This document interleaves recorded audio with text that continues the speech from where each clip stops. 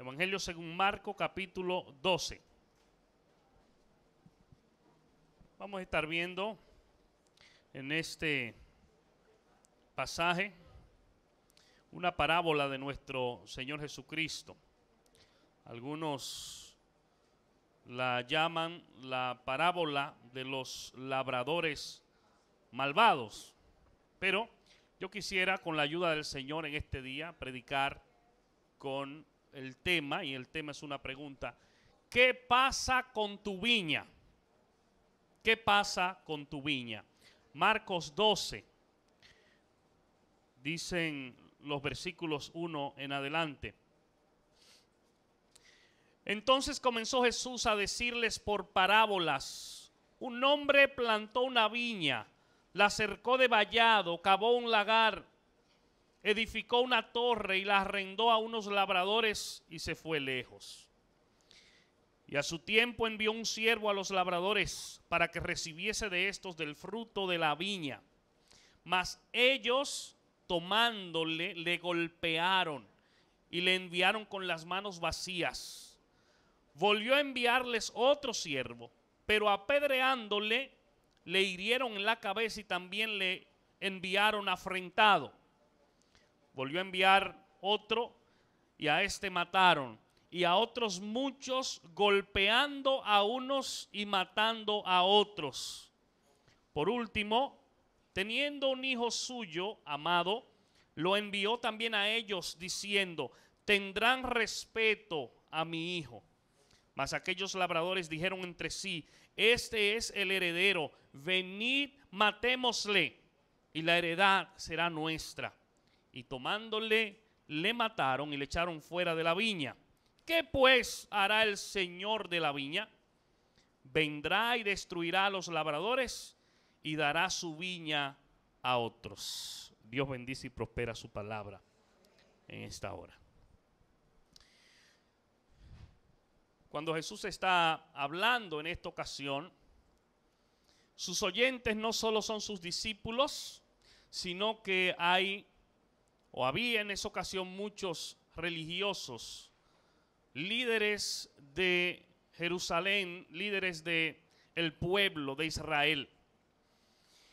Y aunque esta parábola tiene una aplicación prácticamente directa para el pueblo de Israel, no significa eso que estamos nosotros hoy en día, 2000 años después, exento.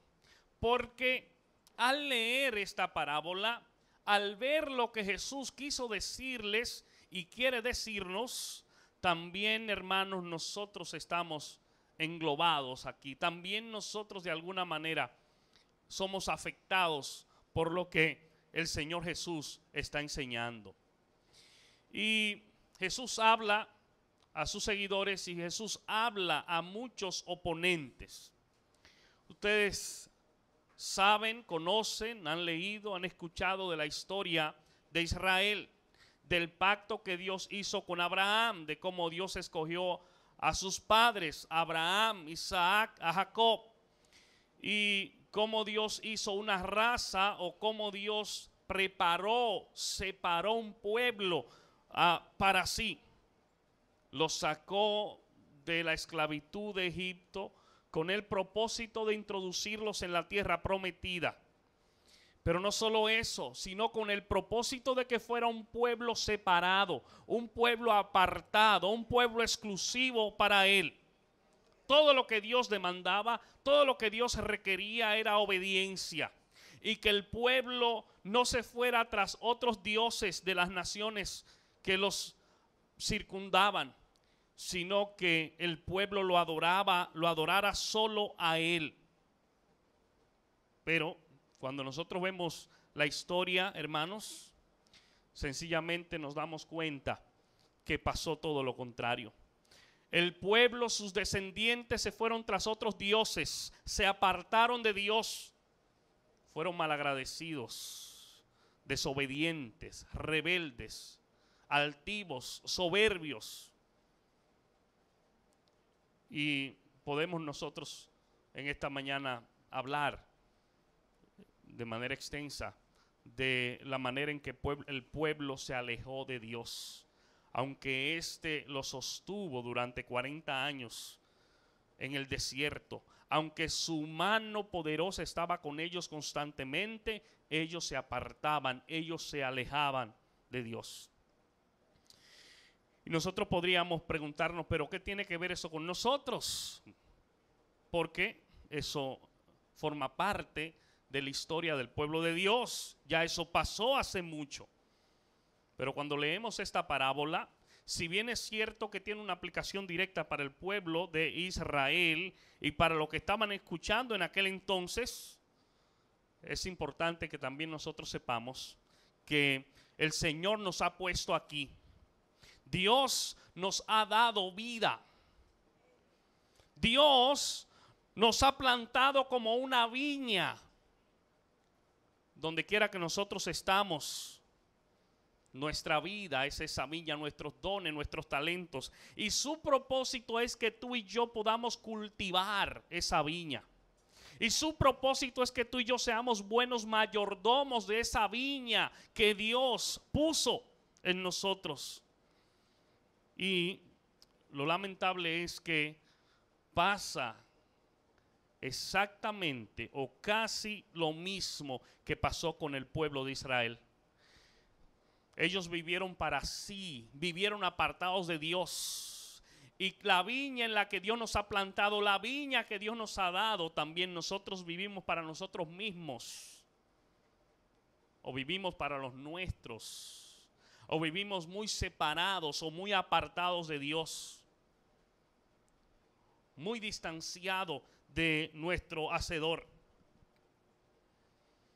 Y cuando leemos este pasaje y vemos que aquel dueño de la viña envió a su único hijo y lo mataron, nosotros como que nos vamos muy lejos allá y decimos, sí, ellos lo mataron, pero tú y yo hoy posiblemente estamos crucificando de nuevo a Jesús.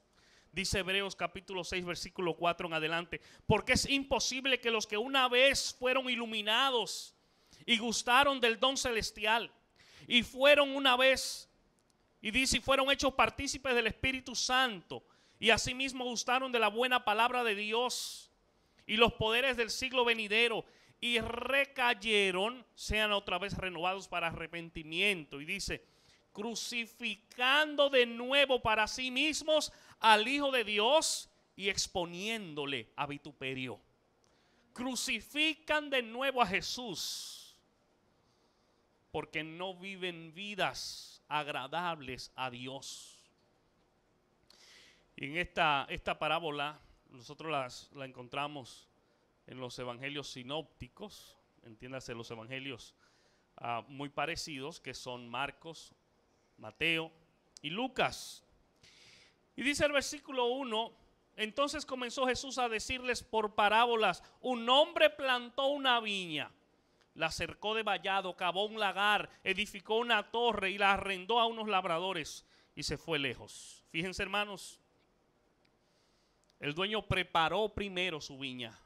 No entregó una viña abandonada, no entregó una viña deshecha, no entregó una viña desordenada. Entregó una viña con todo el potencial para producir.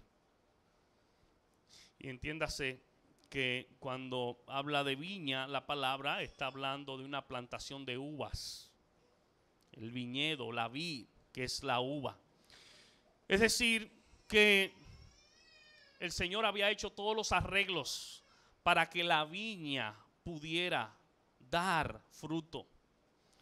Y se fue al extranjero. Dice la palabra que se fue lejos. Él preparó, él arrendó, le entregó a alguien su viña y se fue. Pero el hecho de que el dueño se había ido lejos no significaba que se había desconectado de su viña. No significaba que se había olvidado de la viña. No significaba que no iba a pedir cuenta de la viña en algún momento determinado. Y a veces el hombre vive como pensando que Dios está muy lejos Y por cuanto está muy lejos, yo no tengo que darle cuenta a ese Dios que está lejos. Yo quiero decirte que tú y yo tenemos que vivir diariamente como estando, que es la realidad, constantemente, permanentemente en la presencia de Dios. Él está con nosotros en todos los lugares. Él está con nosotros en todos los momentos.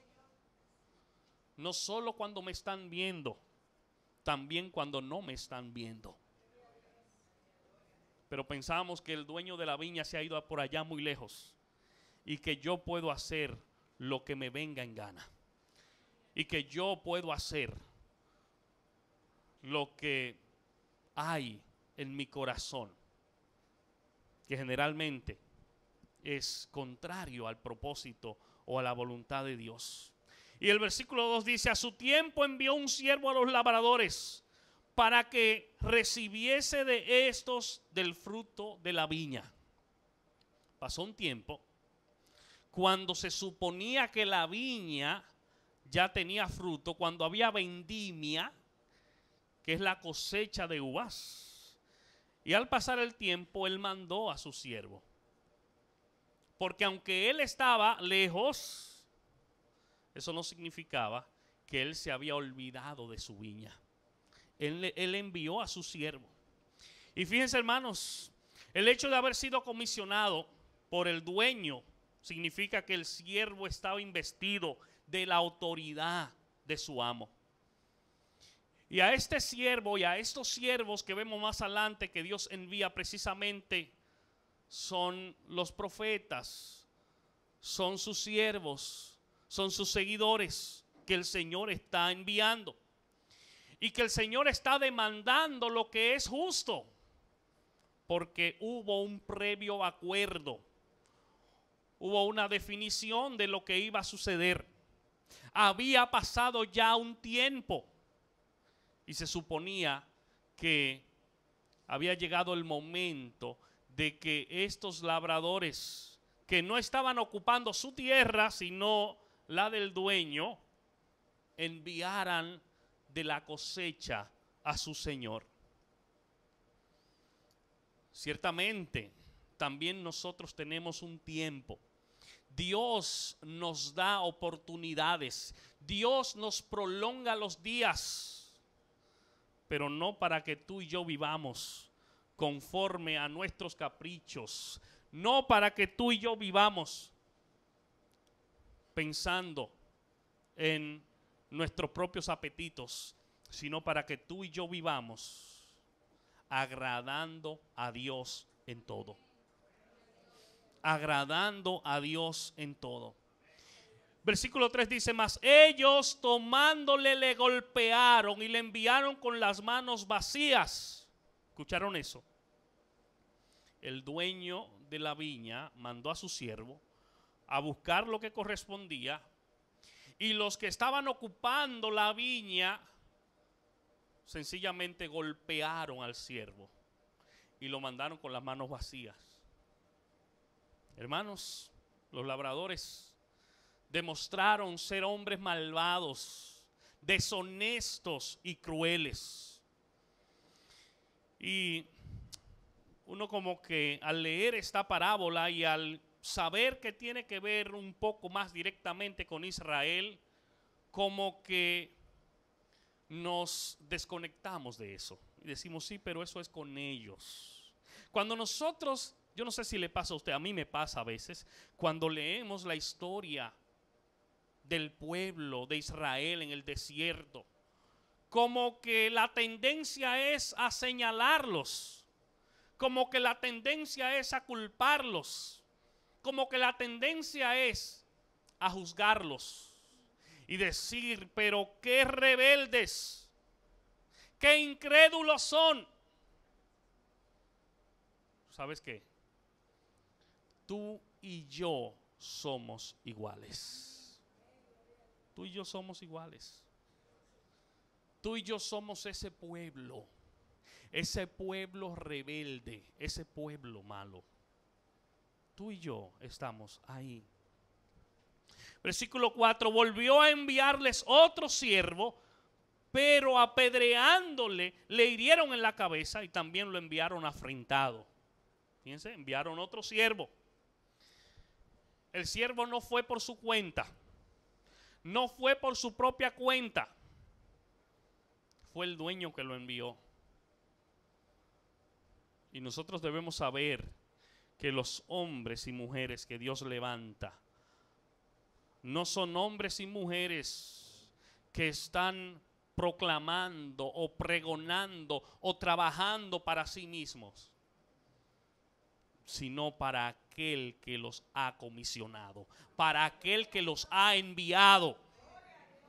Por eso, cuando Saulo está persiguiendo a los hermanitos y azotándolos, y va camino a Damasco, que se aparece la luz y lo tumba de la cabalgadura, Jesús le dice: Saulo, Saulo, ¿por qué me persigues?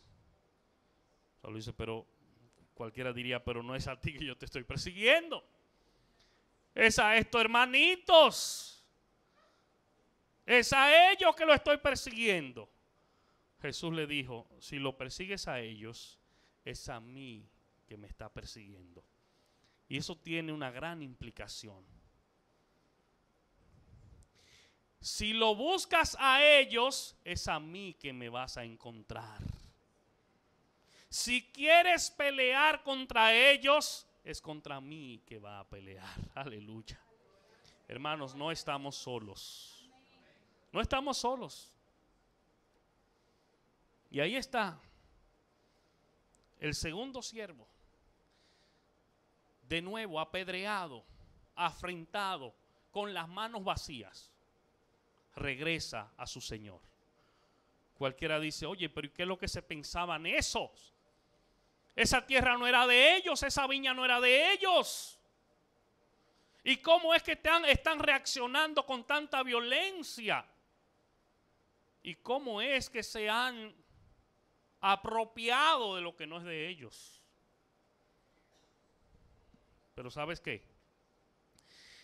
Uno como que podría esperar que el dueño de la viña de inmediato iba a reaccionar por lo que le habían hecho a sus siervos. Pero lo que nos dice la parábola, y que nos habla en gran medida de los atributos de Dios, que es el dueño, porque Dios es el dueño de la viña, y en esto vemos la tolerancia, el amor y la paciencia de Dios. Porque eso se lo hacen a cualquier hombre. Y con el primer siervo que envíen, que viene atropellado y dicen, no, ellos no quieren hacer nada, de inmediato busca una turba y lo saca a todos. Pero va el segundo y lo envían así. ¿Y sabes qué? Dios les da otra oportunidad. Oh, bendito sea el nombre del Señor. Por eso el apóstol Pablo dijo en una ocasión, cuán insondable, cuán profunda es Dios, son su misericordia, su palabra es el Señor. Cuán insondables. ¿Sabes qué, hermano, hermana? Dios es el Dios de las oportunidades. Y yo les confieso que mientras reflexionaba, como que yo mismo quería reaccionar y decir, pero ¿dónde que están? Para ir y sacarlos de ahí ahora mismo. Pero ¿sabes qué? Luego, meditando, yo me veía en esa posición.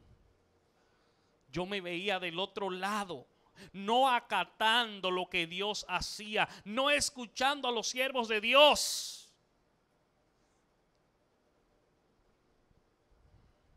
Precisamente, amados hermanos, porque Dios es un Dios tolerante, porque Dios es un Dios de oportunidades, es que tú y yo estamos aquí. Por eso es que tú y yo estamos aquí.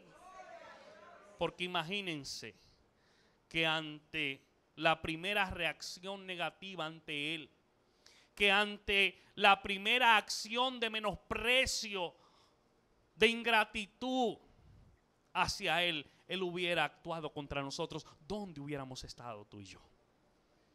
Qué bueno que Dios es un Dios de oportunidades.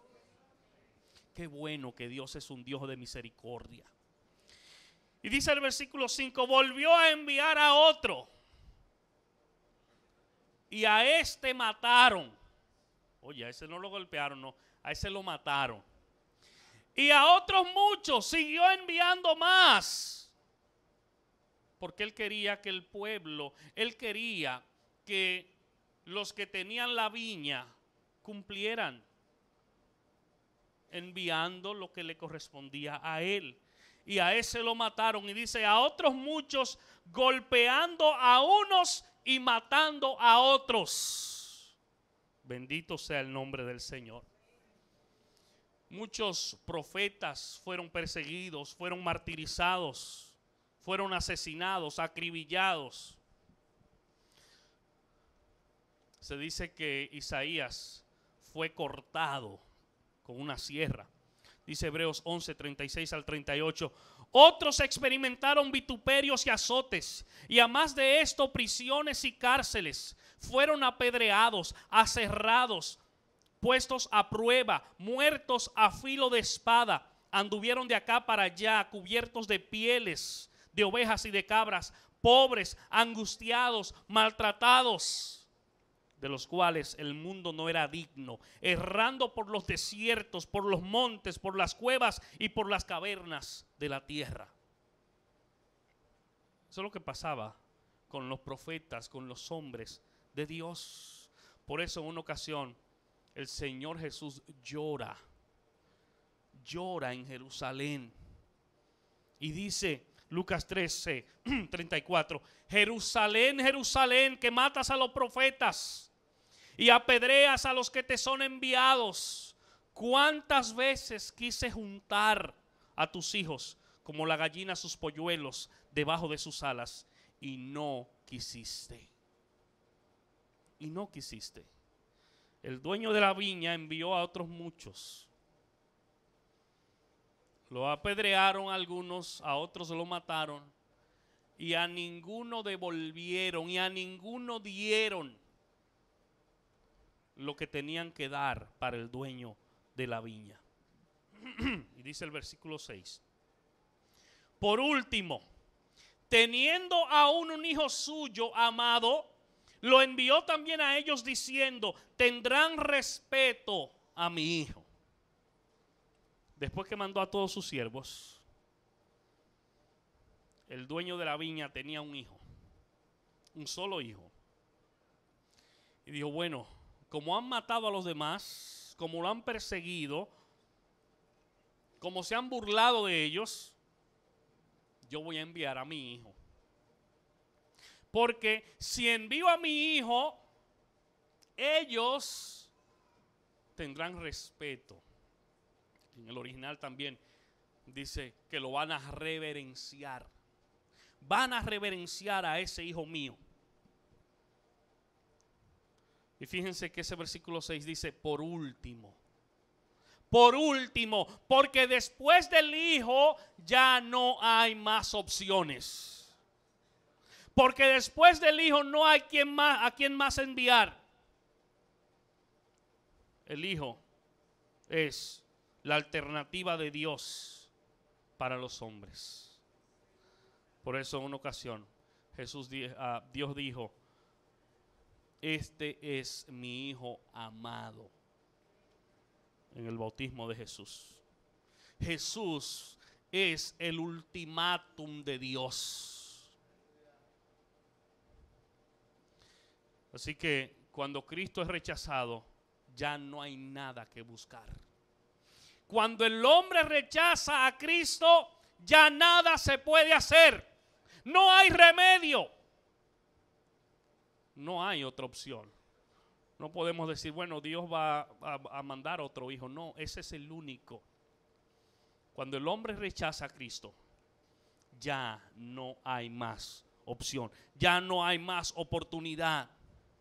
Nadie más puede ser enviado. Porque lo mejor del cielo fue enviado a la tierra. No hay nadie más. Y este hijo debía ser reverenciado y respetado. Dice la palabra que no hay otro nombre bajo el cielo dado a los hombres en que podamos ser salvos.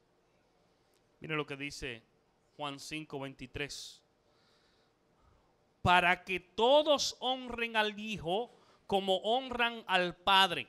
El que no honra al Hijo no honra al Padre que le envió. El propósito del Padre era que respetaran y reverenciaran al Hijo. Pero él dice, el que no lo honra, el que no honra al Hijo no puede decir que honra al Padre, porque está mintiendo. El que no sigue al Hijo no puede decir que sigue a Dios, porque es una contradicción. Y miren lo que pasó, hermanos. Cualquiera dice, bueno, por fin, ellos ahora que viene su Hijo, van a recapacitar, van a volver en sí y le van a escuchar y van a enviar la porción que tienen que mandar al dueño. Pero fíjense lo que dice el versículo 7.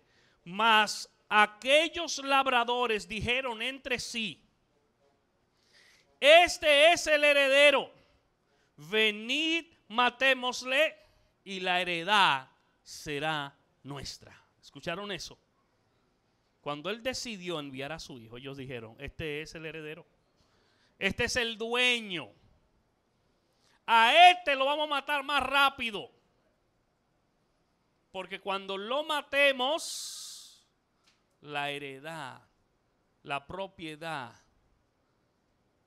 será nuestra. Hermanos, ellos planificaron su muerte. Fue con premeditación. Fue un asesinato. Fue un asesinato. Fue con premeditación. Ninguno se opuso. Fíjense que no hubo uno que dijo, no, espérense, no lo hagamos. Todos estuvieron de acuerdo. Ninguno se opuso ante esta artimaña. Dice Génesis 6:5. Vio Jehová que la maldad de los hombres era mucha en la tierra, y que todo designio de los pensamientos del corazón de ellos era de continuo solamente al mal. La tendencia del hombre era de continuo y es de continuo solamente al mal. Todos estuvieron de acuerdo con matarlo. Todos estuvieron de acuerdo con crucificarlo. Y a lo mejor nosotros decimos, no, pero si yo hubiera estado ahí, yo no lo hago. Pedro se atrevió a sacar su espada y tirarle a uno y cortarle una oreja. Y más tarde, ese bravucón, ese guapón, dijo, cuando vio la hora de la verdad, dijo, yo no lo conozco. Oh, pero tú no eras el que estaba allí como un Saiyajin tirando con esa espada. ¿Y qué pasó contigo? Porque tú estabas ahí por volar cabeza. Pero cuando él vio la verdad, que identificarse con Jesús podría implicar crucificarlo, él dijo, yo nunca lo he visto. ¿Cómo? Un hombre que acaba de cortarle la oreja a otro. A la hora de la verdad dijo, yo no lo conozco. Yo no lo conozco. Y muy posiblemente mucha de la gente del pueblo que cuando Jesús entró en el pollino, en el burrito, que estaban diciendo sana y tirando palmas y estaban allá arriba, el jueves estaban diciendo crucifícalo. Oh, pero tú no eres el que estaba adorando el domingo. Tú no eres el que tenía la mano allá levantada y que estaba en el cielo. ¿Y qué pasó? Hermanos, Eso es lo que hay en el corazón del hombre. Eso es lo que hay en el corazón del hombre. Versículo 8 dice: y tomándole le mataron y le echaron fuera de la viña. Cogieron a Jesús y lo mataron. E incluso cuando uno repasa los reglamentos que había, las leyes, las normas para la crucifixión, uno se da cuenta que los religiosos y los llamados a hacer luz violaron muchos de los reglamentos y de las normas que ellos habían establecido con tal de crucificar a Jesús. Lo crucificaron, dice la palabra. Llevaron a cabo su macabro plan. Llevaron a cabo su maldad. Y uno, cuando lee el pasaje, dice: pero esos labradores como que se han tomado demasiado atribuciones. Pero ellos piensan que la heredad es de ellos. Ellos como que piensan que la viña es de ellos. Porque a todos los siervos que ha mandado el dueño, ellos lo han mandado apedreado, lo han matado. Y ahora al hijo mismo. ¿Y qué es lo que ellos se piensan? Se han tomado demasiado atribuciones. Y esos labradores malvados están representados en toda la humanidad, en todo el pueblo. El hombre se ha tomado demasiado atribuciones. El hombre cree y piensa que puede hacer las cosas por encima de Dios. El hombre piensa que tiene más autoridad y potestad que Dios mismo. El hombre muchas veces se cree como un Dios. Y fíjense, cuando nosotros vemos lo que allí sucedió, sencillamente, en su necedad, en su terquedad, ellos se olvidaron del dueño. Fíjense, ellos se olvidaron que el padre de ese hijo iba a reaccionar en algún momento. Ellos se olvidaron de eso. Y yo identifico a esta gente con la realidad que Pablo está diciendo en Efesios 4, 17 en adelante, de lo que es el hombre viviendo apartado de Dios. Dice: esto pues digo y requiero en el Señor, que ya no andéis como los otros gentiles. Fíjense cómo andaban esta gente. Fíjense cómo andamos muchas veces, que andan en la vanidad de su mente, con una mente vana, con una mente hinchada de vanidad, de orgullo, teniendo el entendimiento entenebrecido. ¿Escucharon eso? El entendimiento oscuro. No hay luz en ese entendimiento, está entenebrecido. Es lo que dice. Ajenos de la vida de Dios, porque hacen y deshacen como que no hay Dios. Ajenos de la vida de Dios, dice, por la ignorancia que en ellos hay. Porque ignoran, porque desconocen las cosas de Dios. Y dice: por la dureza de su corazón. Por la dureza de su corazón. Estos labradores, estos hombres que quedaron encargados de esta viña, estaban actuando en gran medida con brutalidad. Porque al matar al hijo, no pensarían ellos, no estaban pensando que el dueño iba a tomar alguna reacción por eso. Estaban entenebrecidos, su corazón estaba duro. No les importaba en ese momento las consecuencias. Y a veces nos manejamos y actuamos y hacemos y decimos como que no nos importan las consecuencias. Dice, los cuales después que perdieron toda sensibilidad se entregaron a la lascivia. Y uno se pregunta, ¿cuál fue la razón por la que esos labradores, por la que esos trabajadores de la viña se atrevieron a tratar así al heredero? ¿Por qué lo trataron así? ¿Por qué reaccionaron de esa manera? Y fíjense, encontramos algunas razones interesantes. Encontramos algunas razones que deben confrontarnos.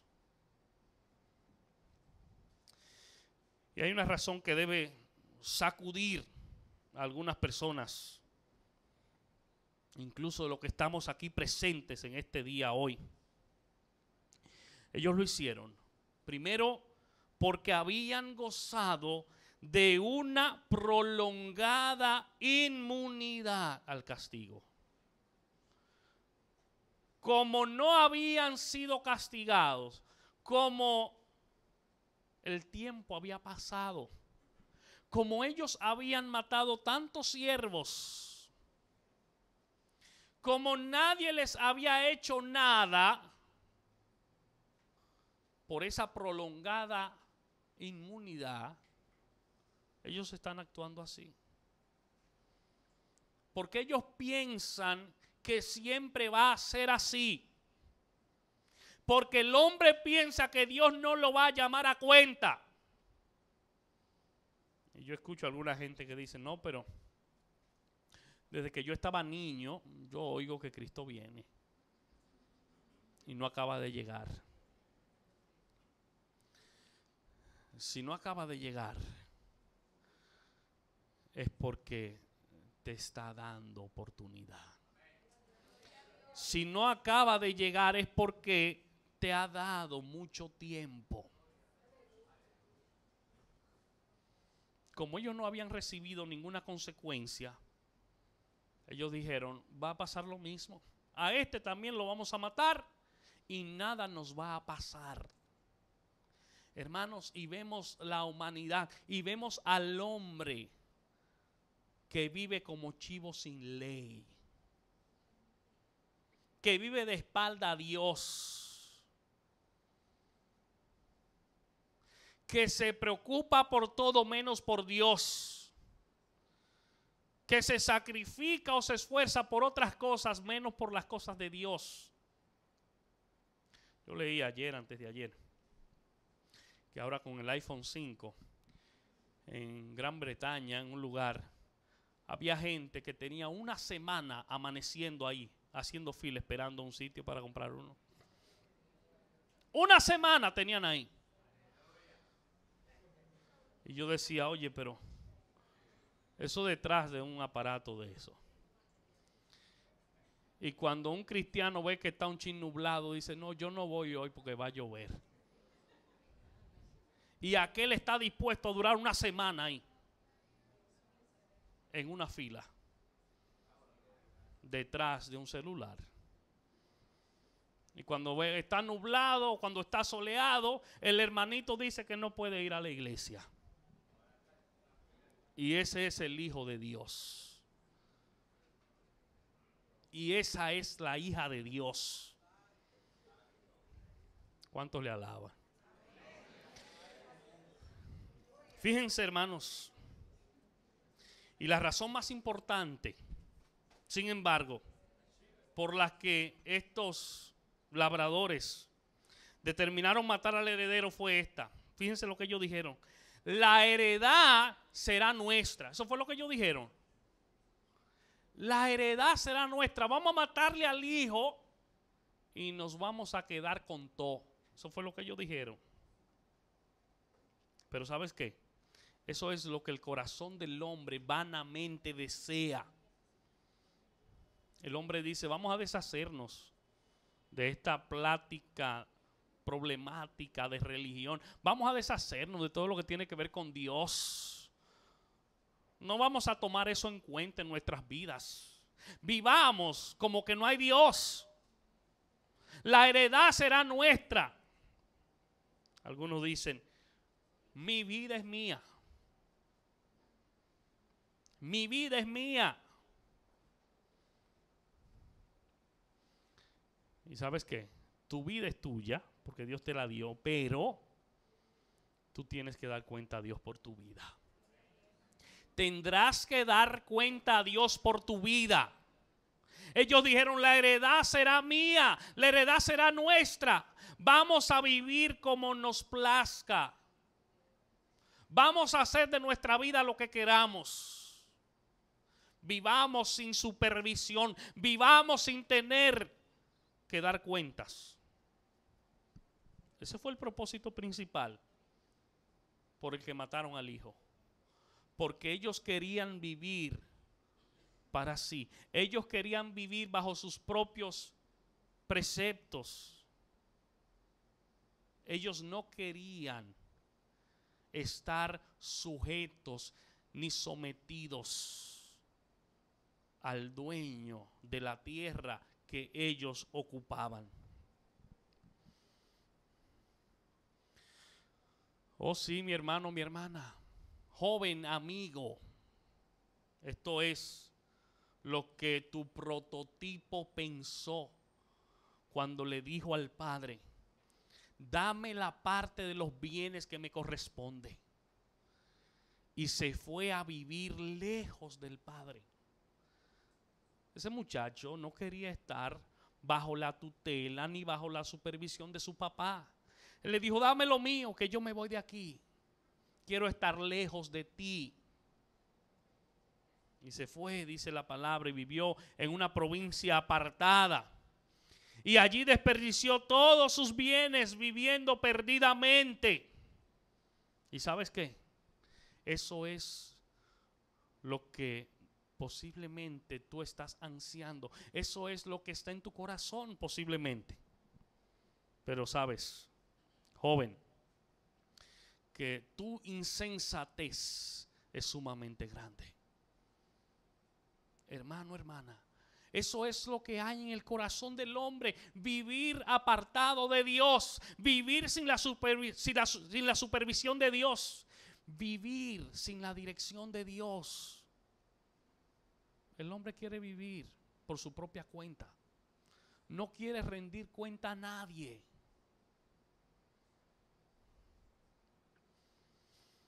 Y a veces a los muchachos que se crían sin la autoridad de un papá o de una madre.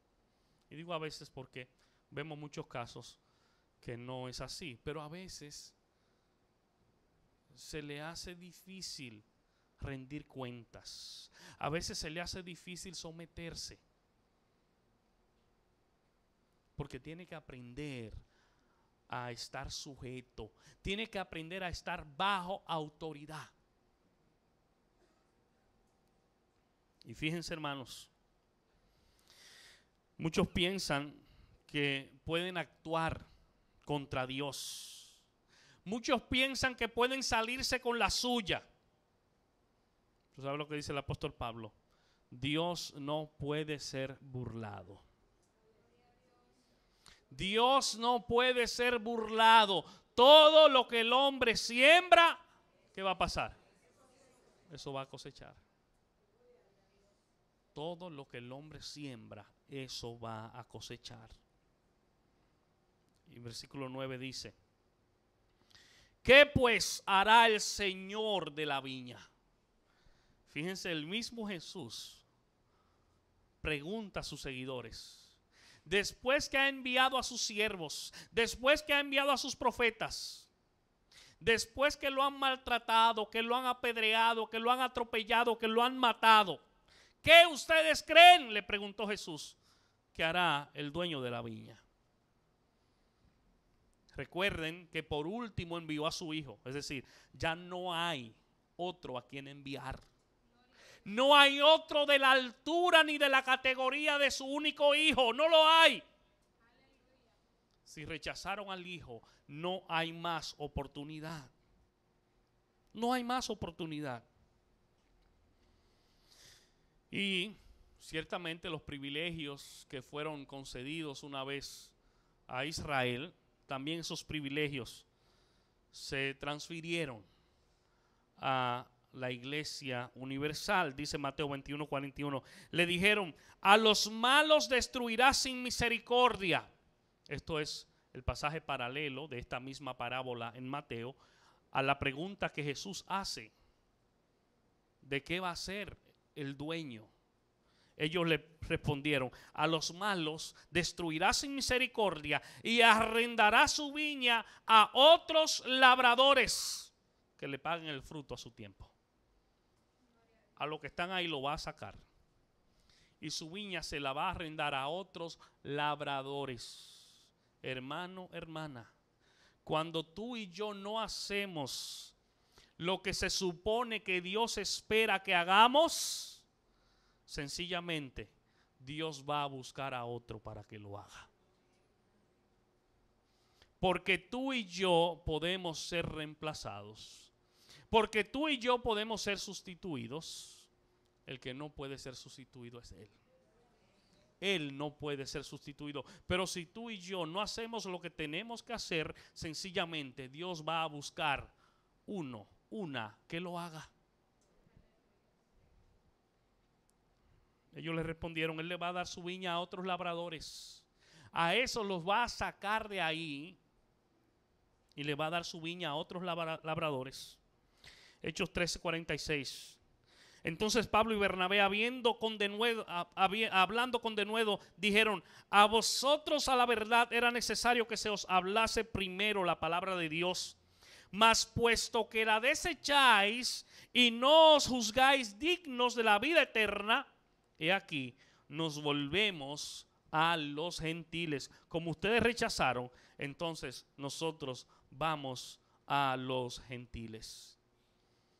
Y dice Juan, capítulo 1, versículo 10 en adelante: en el mundo estaba y el mundo por él fue hecho, pero el mundo no le conoció. A lo suyo vino y los suyos no lo recibieron. Mas a todos los que le recibieron, a los que creen en su nombre, les dio potestad de ser hechos hijos de Dios, los cuales no son engendrados de sangre, ni de voluntad de carne, ni de voluntad de varón, sino de Dios.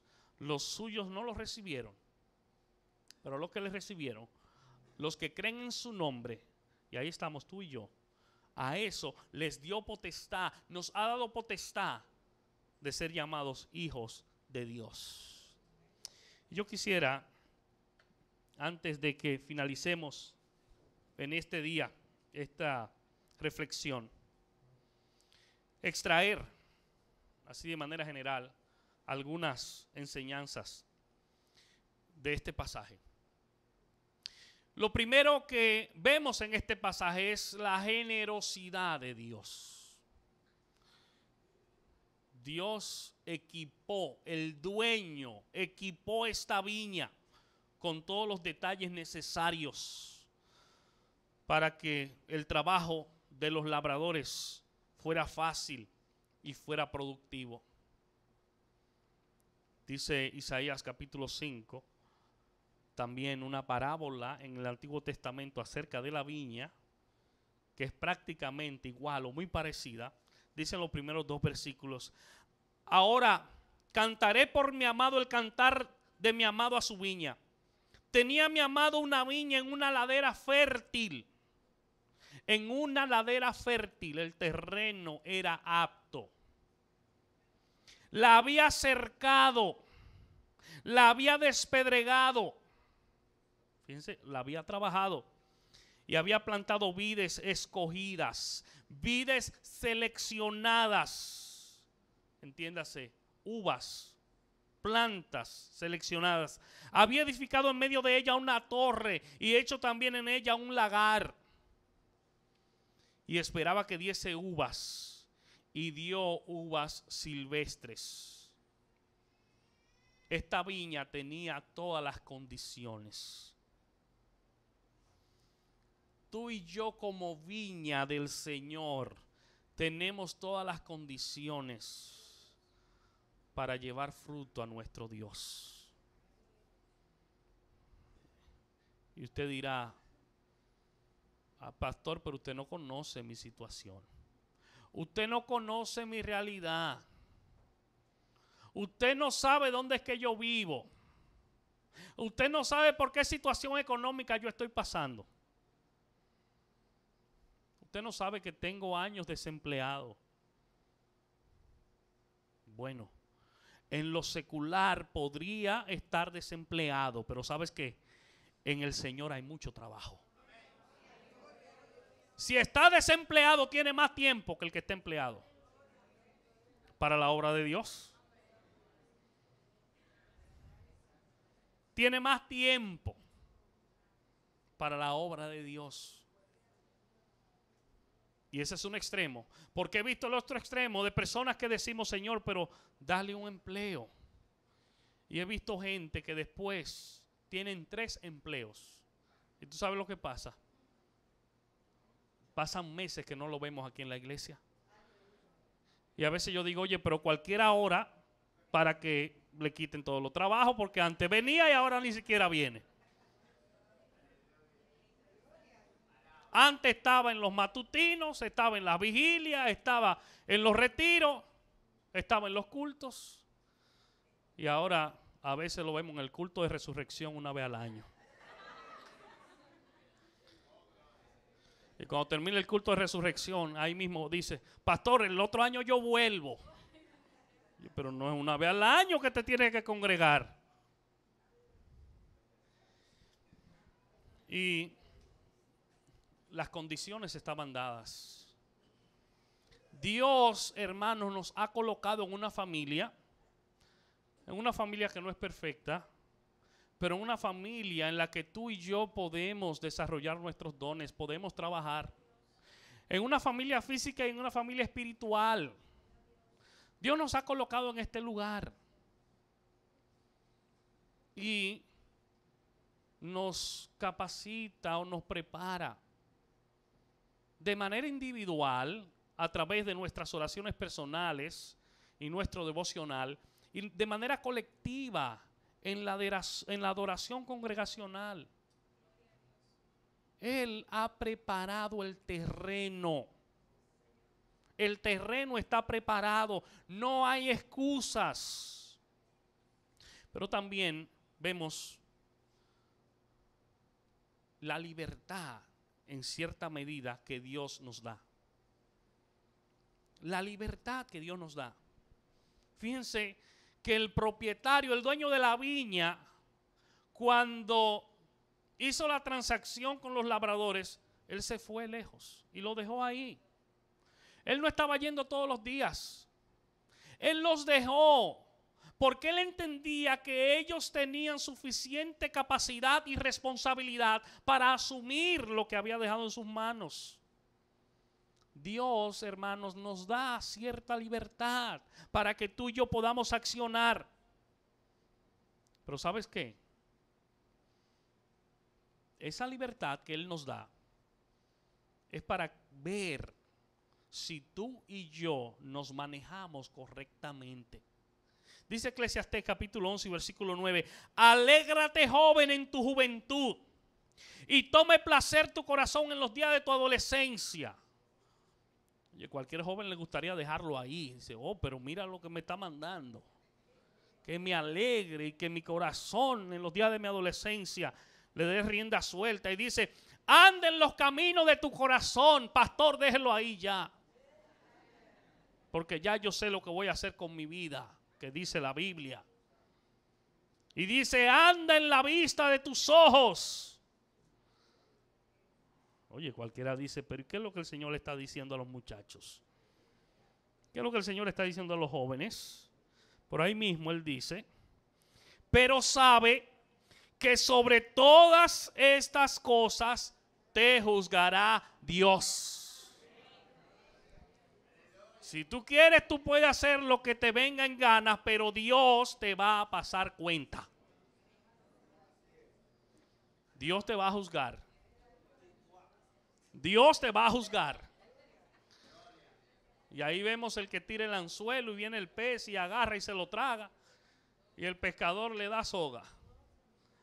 Y el pez piensa que está suelto y que está solo. Y allá para acá comienzan a alarlo. Comienzan a alarlo. Así que Dios nos da cierta libertad. Pero sepamos que tú y yo vamos a rendir cuentas a Dios. Pero en este pasaje vemos también la paciencia de Dios. La tolerancia de Dios. Fíjense a cuántos siervos mataron estos labradores malvados. La tolerancia, la paciencia. Al volver los siervos para dar cuenta de su encargo, no solo llegan sin uvas, sino que además muestran la evidencia en sus cuerpos de la violencia física que han recibido. Pero ¿sabes qué? El dueño no reaccionó de inmediato, castigando a los ofensores. Ese mismo dueño es el que manifestó también su paciencia en los días de Noé.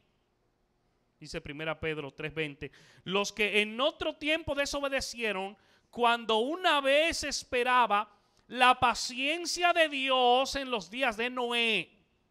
120 años tuvo Noé dando martillazo y buscando madera. Y la gente burlándose. Noé, ¿cuándo es el asunto? Dime cuándo es lo tuyo. Y a lo mejor decían, como no tenemos nada que hacer hoy, vamos a poner el viejo Noé a ver si nos reímos un poco. Y dice, mientras se preparaba el arca, en la cual pocas personas, es decir, 8, fueron salvadas por agua. Dios tuvo mucha paciencia. Hermanos, su maravillosa resistencia a infligir el castigo que ellos merecían es lo que nosotros vemos, es lo que está simbolizando también la parábola que encontramos en Lucas 13, que habla también acerca de la viña, acerca de la higuera. Dijo también esta parábola, tenía un hombre una higuera plantada en su viña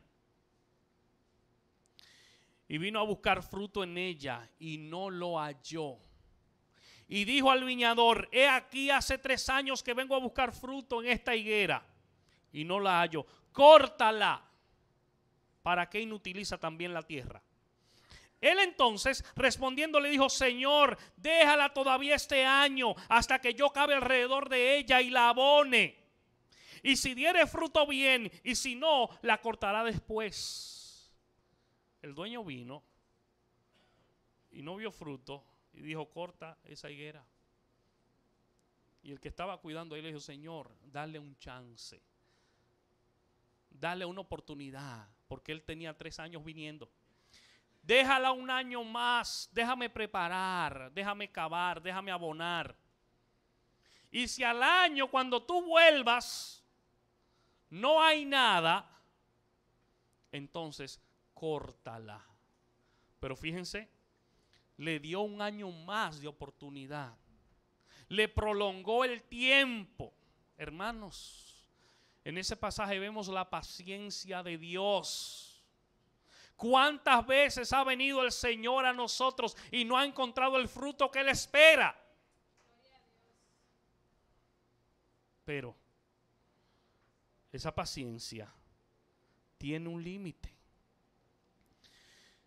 Pero vemos que el propósito de Dios es que el hombre se vuelva a Él. Ezequiel 33:11 dice, diles, vivo yo, dice Jehová el Señor, que no quiero la muerte del impío, sino que se vuelva el impío de su camino y que viva. Eso es lo que Dios quiere. Que se vuelva de su camino y viva. Ese es el propósito de Dios con el hombre. Pero también, hermanos, una enseñanza muy puntual en este pasaje es el castigo de Dios.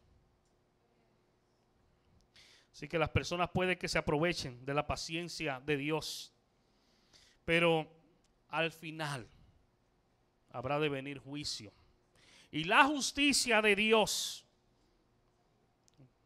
va a prevalecer. Y la justicia de Dios se va a ver, especialmente aplicándose sobre aquellos rebeldes y desobedientes. Dios es amor, pero también es fuego consumidor. Así que si Él entrega a su Hijo a la muerte y ese grandioso sacrificio es rechazado, ¿qué queda por hacer? Estos labradores y posiblemente muchos de los que estamos aquí nos unimos al coro de los que dijeron: suelta a Barrabás, crucifica a Jesús. Muchos han elegido a Barrabás y han condenado al Salvador. Pero dice Deuteronomio 32:41: si afilare mi reluciente espada y echare mano del juicio, yo tomaré venganza de mis enemigos y daré la retribución a los que me aborrecen. Y dice el libro de los Hebreos capítulo 10 versículo 26 en adelante: porque si pecaremos voluntariamente después de haber recibido el conocimiento de la verdad, ya no queda más sacrificio de los pecados, sino una horrenda expectación de juicio y de hervor de fuego que ha de devorar a los adversarios. El que viola la ley de Moisés por el testimonio de 2 o de 3 testigos muere irremisiblemente.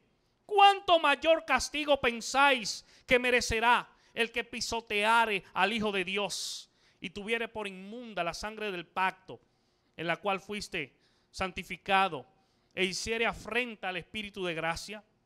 Pues conocemos al que dijo: mía es la venganza, yo daré el pago, dice el Señor. Y otra vez, el Señor juzgará a su pueblo. Y dice: horrenda cosa es caer en manos del Dios vivo. Horrenda cosa es caer en manos del Dios vivo. Y finalizo de nuevo leyendo algunos versículos de la parábola de la viña que está también en Isaías 51, versículos 13 en adelante. Escuchen lo que el Señor nos dice en este día. Ahora pues, vecinos de Jerusalén y varones de Judá, juzgad ahora entre mí y mi viña. ¿Qué más se podía hacer a mi viña que yo no haya hecho en ella? ¿Cómo, esperando yo que diese uvas, ha dado uvas silvestres? Os mostraré pues ahora lo que haré yo a mi viña. Le quitaré su vallado y será consumida. Aportillaré su cerca y será hollada. Haré que quede desierta, no será podada ni cavada. Y crecerán el cardo y los espinos. Y aún a las nubes mandaré que no derramen lluvia sobre ella. Ciertamente la viña de Jehová de los ejércitos es la casa de Israel. Y quiero aclararte y decirte que tú y yo hoy somos el Israel espiritual, para que no nos vayamos allá y digamos: eso es con ellos. Eso es con nosotros también. Y sigue diciendo: y los hombres de Judá, planta deliciosa suya, esperaba juicio y he aquí vileza, justicia y he aquí clamor. Y dice: ahora pues, vecinos de Jerusalén y varones de Judá, juzgad. Dice, bueno, repite, pero fíjense, dice el versículo 7: ciertamente la viña de Jehová de los ejércitos es la casa de Israel, y él esperaba juicio, y aquí vileza. Él esperaba justicia, y he aquí clamor. Hermanos, ¿dónde estamos nosotros? Dios le preguntó a Adán después que desobedeció: ¿dónde estás tú? ¿Acaso no estaba viendo Dios a Adán? Pero Dios quería que esa pregunta ayudara a Adán a recapacitar. Dios quería que esa pregunta confrontara a Adán con su realidad y con su desobediencia, de manera que él mismo confesara lo que estaba pasando. ¿Dónde estás?